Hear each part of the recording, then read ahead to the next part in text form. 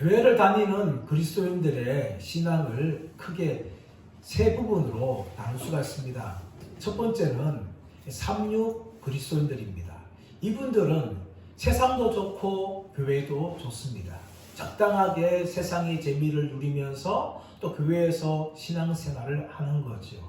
세상이 너무나 좋기 때문에 세상에 빠지려고 하지만 하나님을 두려워하기 때문에 세상에 온전하게 빠지지 못합니다. 그렇다고 교회 안으로 깊게 들어오는 것도 아닙니다. 세상이 너무나 좋기 때문에 교회는 적당하게 다니는 거죠. 이런 분들은 예배를 드려도 예배 가운데 충만한 은혜를 누리지 못합니다. 겨우 예배를 견디고 계속해서 시간을 보면서 언제 예배가 끝이 나나 라고 고민을 합니다. 목사님의 설교를 듣더라도 목사님의 설교에 집중하는 것이 아니라 주보에 오타가 없는지를 살펴보는 분들도 있습니다. 이런 분들은 신앙생활을 하지만 이 신앙생활에 온전한 기쁨을 누리지 못합니다. 두 번째로는 이류 그리스도인들입니다.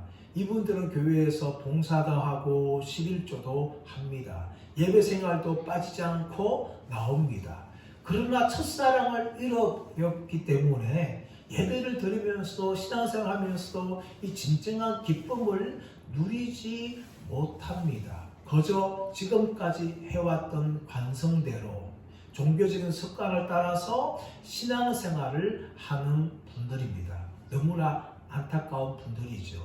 세 번째로는 인류 그리스도인들입니다. 이분들은 날마다 감사하며 성령 충만을 사모하고 하나님의 은혜를 간절히 바라면서 살아갑니다. 예배를 통하여 은혜를 누리고 말씀을 읽을 때마다 하나님께서 자신에게 말씀하는 그런 영적인 음성을 들으면서 믿음의 길을 걸어가고 하나님과 동행하는 삶을 살아가는 겁니다. 이것이 가장 정상적인 신앙생활의 모습인데 저와 여러분 모두가 다 이 인류 그리스도인들 되시기를 예수님의 이름으로 축원합니다. 예수님을 따라다녔던 사람들도 크게 3부분으로 나눌 수가 있습니다. 하나는 무리들입니다. 이분들은 예수님의 말씀을 듣기도 하지만 예수님이 행하시는 기적들을 보면서 따라다니는 거죠. 오병이어 기적을 행하니까 사람들은 예수님이 떡을 주는 분인가 라고 싶어서 예수님을 다녔습니다. 이런 분들은 헬라어로 오콜로스 무리라고 하는 겁니다. 두 번째로는 제자들의 그룹이 있습니다. 이 제자들은 예수님을 인격적으로 따라다니는 겁니다. 예수님의 말씀에 은혜를 받고 예수님이 가는 곳곳마다 따라다니는 사람들입니다. 세 번째로는 12 제자들입니다. 이 사람들은 제자들 중에서도 핵심 멤버입니다. 예수님께서 12명을 특별하게 사도로 부르시고 그들을 통하여서 예수님의 3대 사역인 가르치는 사역과 전파하는 사역과 치유하는 사역들을 행하게 하시는 것입니다. 오늘 본문은 바로 12 사도들을 부르시는 예수님에 대해서 우리에게 증거를 하고 있습니다. 먼저 12절 말씀을 보겠습니다. 12절 시작. 이때에 예수께서 기도하시러 산으로 가사 밤이 새도록 하나님께 기도하시고 12절은 이때에 라고 시작합니다. 이때는 언제입니까? 예수님께서 안식일에 바리새인들과 논쟁을 하시고 또 그들 가운데 오른손 손 많은 사람을 치유했을 때에 바리새인들은 예수님을 엄청나게 미워하였고 심지어 죽이려고 하기까지 한 때입니다. 이때에 예수님께서는 기도하시러 산으로 가셨다라고 이야기합니다. 누가복음의 특징은 예수님께서 기도하시는 분이라는 것을 드러내는데 이 기도한다는 것은 굉장히 누가복음에서 중요한 신학입니다. 예수님께서 기도하시는데 특별히 언제 기도하시는가 하면은 아주 중요한 때에 기도하시는 장면을 누가는 기록하고 있는 거죠. 오늘 본문에 이 바리새인들이 예수님을 죽이려고 할 그때에 예수님께서는 산으로 올라가서 기도하신 것입니다. 그런데 누가복음 말씀 가보시면 예수님이 중요한 때마다 늘 기도하시는 분이라는 것을 증거하고 있는데, 첫 번째가 언제입니까? 요단강에서 세례를 받기 이전에 예수님께서는 기도하셨어요. 그뿐만 아니라 병자들을 고치고 난 후에 수많은 사람들이 모였을 때에 예수님은 그들을 버리고 한적한 곳에 가서 기도하셨습니다. 그리고 오늘 본문에서 12사도를 택하여서 하나님나라를 새롭게 시작할 이때에 예수님께서는 산으로 가서 기도하셨습니다. 가이사랴 빌립보에서 제자들을 향하여서 너희는 나를 누구냐라고 질문하시기 전에 예수님께서는 기도하셨고, 첫 번째로 인자가 십자가에 고난받고 죽는다는 것을 말씀하기 이전에도 예수님께서는 기도하셨습니다. 그리고 변화상에서 하나님의 영광스러운 광채를 보이실 때도 예수님께서는 기도하셨고, 십자가를 앞두고 겟세마네 동산에서도 예수님께서는 기도하셨습니다. 누가는 이렇게 예수님의 기도 모습을 증거하면서 중요한 고비 때마다 예수님은 기도하시는 분이라는 것을 누가는 기록하고 있는 것입니다. 사람 여러분, 우리가 늘 기도하는 삶을 살아가야 하지만 인생의 중요한 결정을 할 때마다, 중요한 일들을 앞두고마다 우리는 늘 예수님처럼 기도하는 분들 되시기를 간절히 바랍니다. 예수님은 기도하시는데 어디 가서 기도하셨습니까? 산으로 가서 기도하셨어요.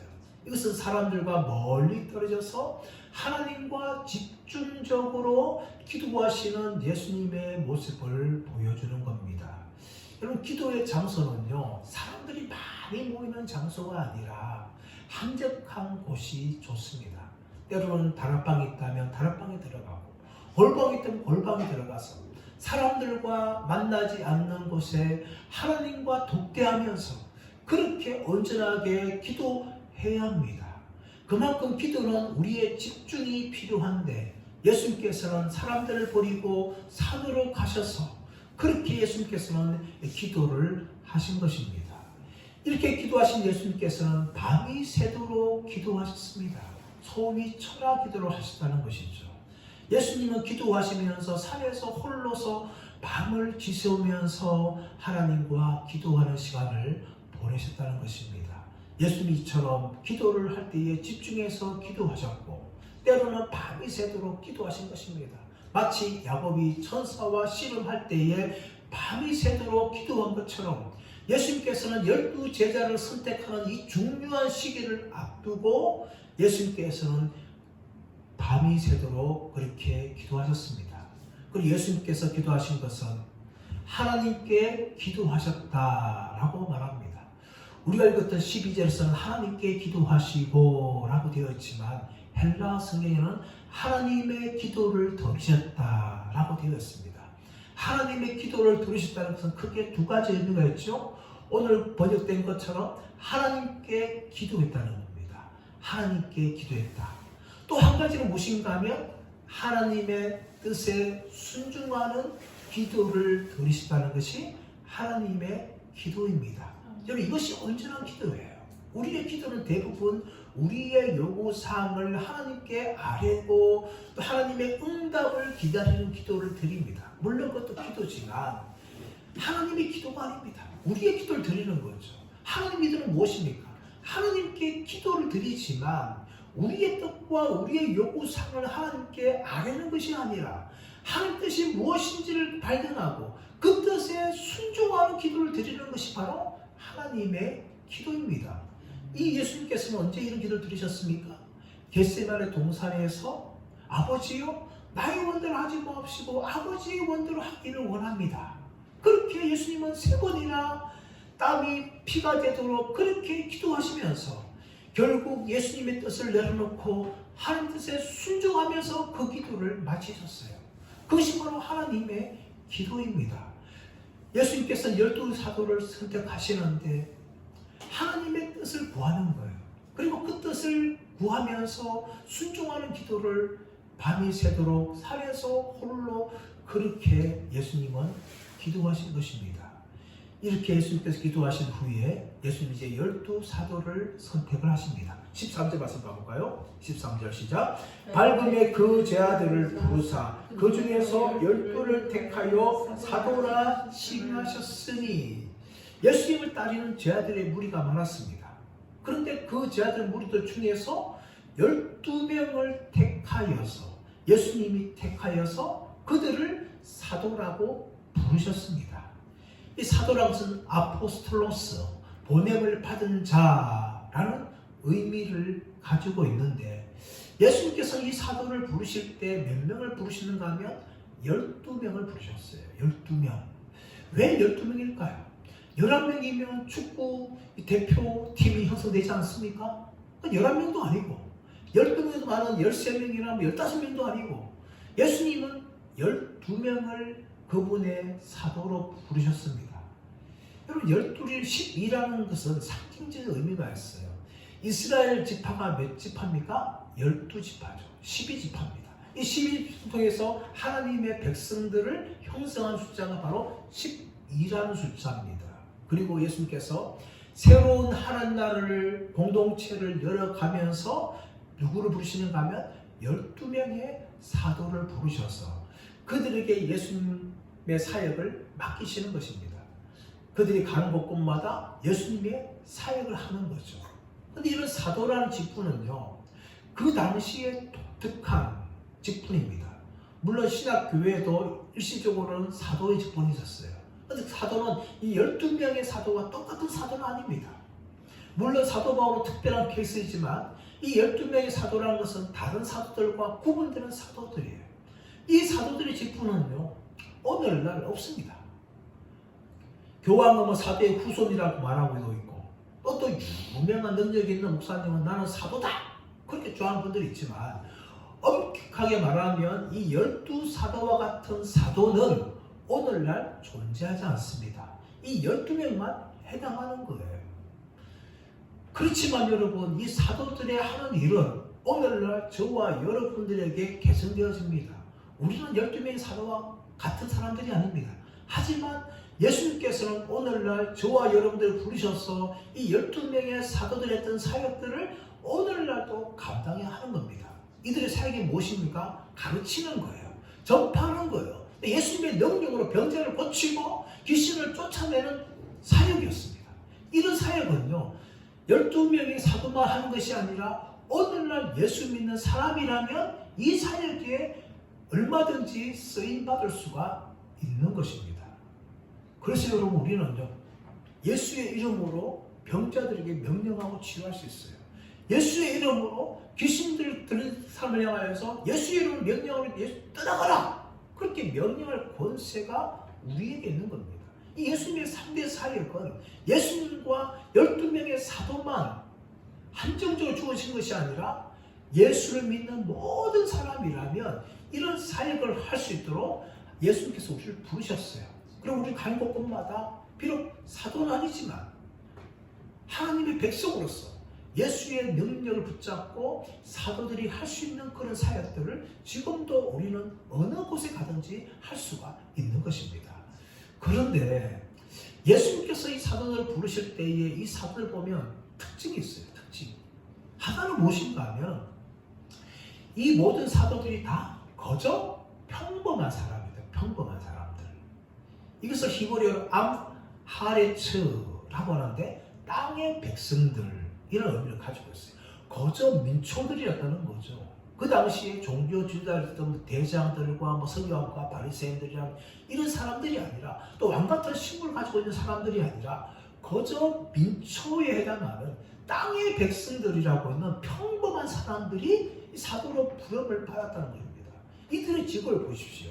대부분 다 뭡니까? 어부입니다. 어부. 갈릴리 어부였어요. 갈릴리 어부였는데 이 부름을 받았습니다. 심지어 마태는 세리였어요. 세리. 반역자였고 배반자로 불렸던 그런 세리 마태가 예수님의 제자가 된 겁니다. 하나님은 때로는 사도 바울처럼 아주 구약 성경에 능통한 학자들이나 에스라 같은 이런 학자들도 부르시지만, 하나님께서 대부분 평범한 사람들을 부르셔서 하나님 나라의 일을 하시는 것을 우리가 성경을 통해서 계속 확인할 수가 있는 겁니다. 아브라함을 보십시오. 그는 처음부터 믿음의 조상이 아니었습니다. 그의 부모와 함께 그는 갈대아 우르에서 우상을 섬겼던 사람이었습니다. 하나님께서는 아브라함을 부르셔서 믿음의 조상으로 만들어 주신 것입니다. 모세를 보십시오. 이집트 왕자에 있을 때 부르신 것이 아니라 미디안 광야에서 80세가 된 노인, 평범한 노인이었을 때에 하나님은 그를 부르셔서 이스라엘 백성들을 구원하는 위대한 지도자로 사용하신 것입니다. 다윗도 보십시오. 다윗도 형제 중에서 8번째 맨 막내였습니다. 사무엘이 기름 부을 때 그 형제를 초청받지도 못할 만큼 그 가정 내에서 존재감 없는 자였어요. 그런데 하나님께서는 다윗에게 기름을 부으셔서 이스라엘의 가장 위대한 왕으로 만들어 주신 것입니다. 하나님은 우리가 똑똑하고 우리가 돈을 많이 가졌고 사회적으로 뛰어나다 해서 우리 사용한 분이 아닙니다. 오히려 우리가 무능하고 우리가 연약하고 아무것도 아니라는 잘 알 때에 하나님은 우리를 부르시고 그분의 손으로 우리를 사용하시는 것입니다. 중요한 건 우리 자신들이 아니라 우리에게 누구에게 붙들려 있느냐 하는 것입니다. 우리가 아무리 연약한 존재고 아무리 부족하다 할지라도 하나님의 손에만 붙잡힌다면 우리는 위대한 일을 감당할 수 있는 것입니다. 뒤에 분들이 보십시오. 그는 아무것도 정상적인 공부를 하지 못한 사람이었습니다. 그런 사람을 통해 하나님께서 위대한 일을 행하셨고 수많은 사람들을 구원하시는 그런 놀라운 일을 행하셨습니다. 성경에 보십시오. 모세의 손이 들린 그 지팡이는 그냥 평범한 목자들 80세 노인이 들고 다니던 그런 지팡이였어요. 그런데 모세의 손이 들리니까 홍해를 가르고 반석을 치니까 반석에서 물이 나게 하는 그런 놀라운 기적의 도구가 된 거죠. 다윗의 물맷들을 보십시오. 그냥 평범한 돌이었어요. 그런데 다윗 손에 붙들리니까 3미터가 되는 골리앗을 죽이는 그러한 능력을 행하는 도구가 된 것이죠. 또한 삼손의 손에 붙들린 나귀 특배를 보십시오. 평범한 나귀 특배였습니다. 그런 삼손에 붙들리니까 1,000명을 죽이는 그런 일을 그 특배가 한 겁니다. 누가 한 겁니까? 그 특배가 한 겁니까? 삼손이 한 거죠. 누구의 손에 붙들리냐가 중요한 겁니다. 우리는 비록 부족하고 연약하지만 하나님의 손에 붙들리면 우리도 사도들처럼 위대한 사역을 할 수 있는 겁니다. 우리를 통해서 예수 믿는 사람들이 생겨나고 우리를 통해서 병자들이 고침받고 우리를 통해서 귀신이 쫓겨나는 일이 지금도 일어날 수가 있는 겁니다. 중요한 것은 내가 사역하는 것이 아니라 내가 하나님의 손에 붙들려서 사역하는 것이 중요한 것입니다. 바로 이 평범한 땅의 백성들이 사도들이 예수님의 손에 붙들리니까 그들이 정말 어디로 가든지 예수님의 사역하는 그런 위대한 사람들로 변화되어졌습니다. 두 번째로 이 사도를 보게 되어지면 사도들마다 참 다양한 특징들을 가지고 있다는 겁니다. 13절에 가장 빨리 등장한 사람이 뭡니까? 베드로로 하는 시몬입니다. 시몬. 베드로는 헬라어 페트로스, 시몬 히브리어 이름이고 게바가 아람어입니다. 베드로는 시몬이었어요. 시몬인데 페트로스, 게바라고 그렇게 불림을 받는 존재가 되었습니다. 그런데 이 베드로는 참으로 다혈질진 사람이었어요. 나서기를 굉장히 좋아하는 사람이었습니다. 하지만 예수님께서는 이 베드로를 향하여서 너는 베드로다 그렇게 이름을 주신 것은 베드로가 뛰어나서 그런 것이 아니라 신약교회에 이 반석과 같은 사역을 할 사람이기 때문에 시몬에게 베드로라는 이름을 주신 것입니다. 그는 어부였지만 시몬에서 베드로로 변화되어지는 이 영광스러운 존재가 된 것입니다.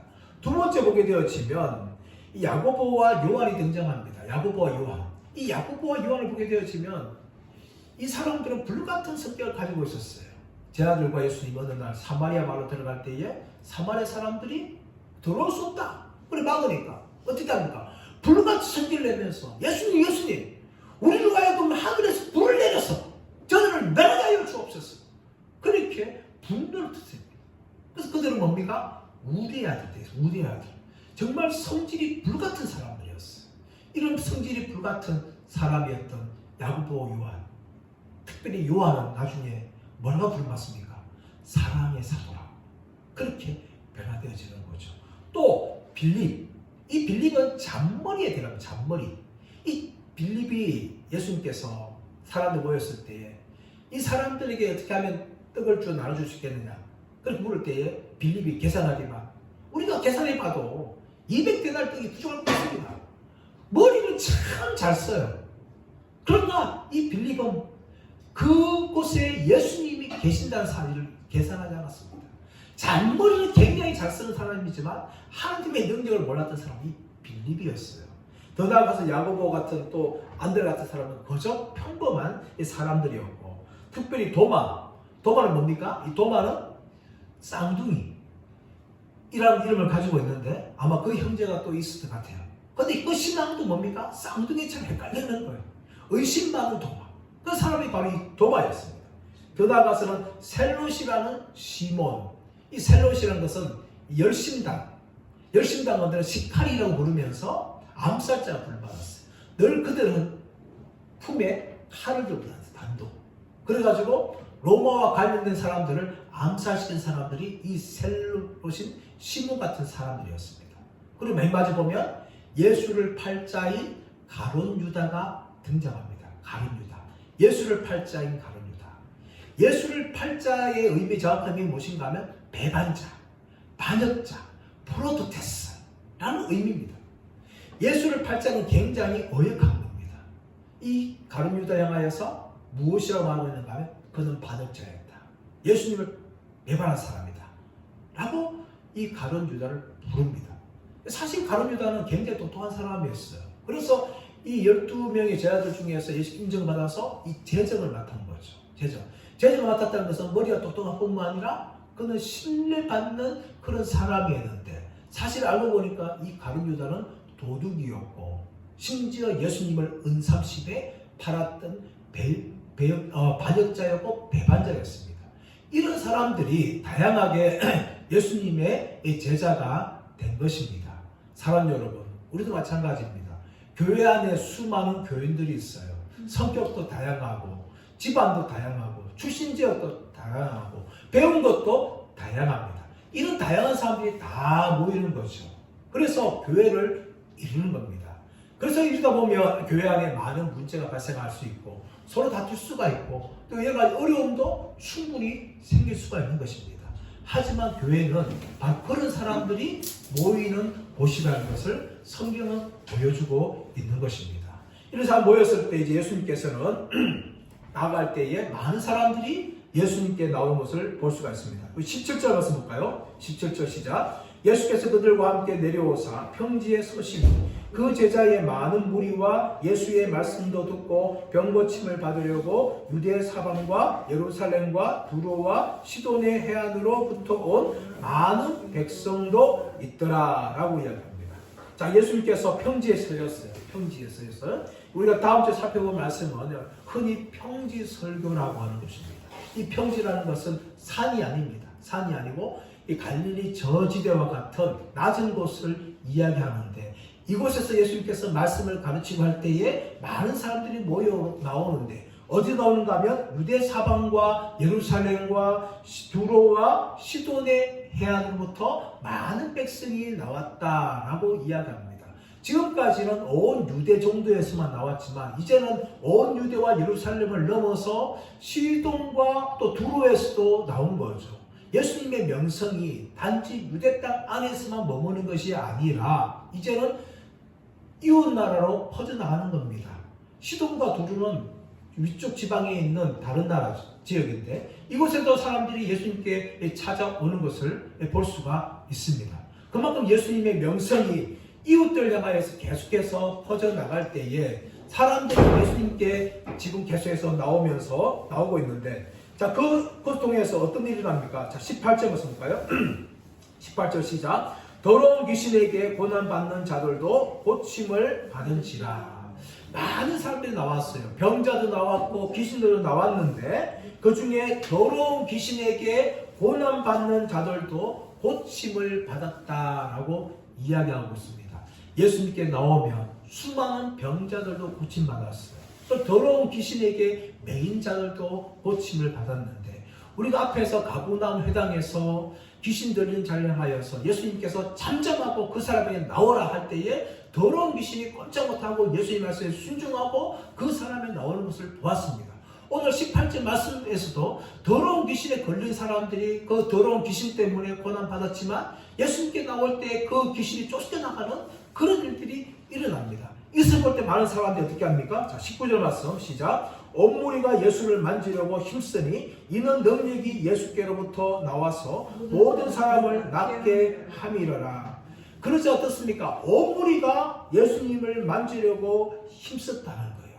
예수님의 능력이 나와서 병자도 고치고 더러운 귀신도 쫓아내니까 많은 사람들이 어떻게 합니까? 예수님을 만지려고 힘썼습니다. 그래서 어떻게 합니까? 모든 사람이 낫게 되리라. 성경은 이야기하고 있는 겁니다. 예수님의 능력이 예수님 만지는 사람들을 다 치유하는 겁니다. 수많은 병자도 치유하고 더러운 귀신 들린 사람도 고치는 그런 일이 일어나게 되어지는 겁니다. 사랑하는 여러분, 지금도 예수님께 나와서 예수님을 만지려 한 사람들이 이런 은혜를 경험하고 있다는 것을 믿으시기를 간절히 바랍니다. 무엇보다 여러분, 죄와 사망 가운데에서 영원히 지옥에 멸망받을 사람들이 예수님께 나오면 구원의 역사가 일어나게 됩니다. 예수님의 보혈을 통하여 그들의 모든 죄가 씻김을 받고 이제는 하나님의 백성이 되어서 천국의 상속자가 되어지는 그런 놀라운 일을 경험합니다.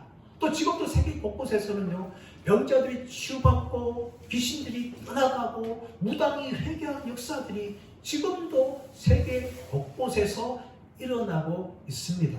물론 우리나라나 선진국에서 일어나고 있지만 다른 이 열악한 나라들에 비하면 선진국에서는 이런 일들이 겨우 일어나지 않습니다. 왜 그렇습니까? 그 이유는 무엇인가 하면 간절함이 없는 거예요. 간절함. 병원도 제대로 없고 약도 제대로 없는 그런 나라에서는요, 예수님의 힘을 간절하게 붙잡습니다. 기도합니다. 그러다 보니까 예수님의 은혜가, 능력이 강력하게 임하는 거죠.